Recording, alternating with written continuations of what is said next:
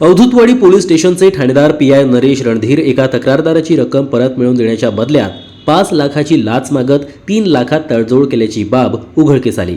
मात्र ही बातमी एसीबीला मिळताच पीआय रणधीर यांना लाच स्वीकारत असताना रंगेहात अटक करण्यात आली। तक्रारदारानं आपल्या एका मित्रासाठी मध्यस्थी करून 10 लाख रुपये उसनवारीवर उपलब्ध करून दिले होते। मात्र ठरलेला कालावधी संपूनही ती रक्कम परत न मिळाल्यानं त्यांनी गुरुवारी अवधूतवाडी पोलीस स्टेशनमध्ये तक्रार दाखल केली। तक्रारदाराचं म्हणणं ऐकल्यानंतर पोलीस निरीक्षक नरेश रणधीर यांनी पैसे परत मिळवून देण्यासाठी 5 लाखाची लाच मागितली।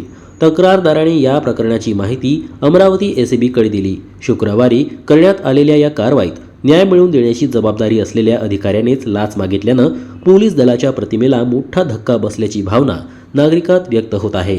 न्यूज एक्सप्रेससाठी यवतमाळहून अक्रम दिवाणची रिपोर्ट।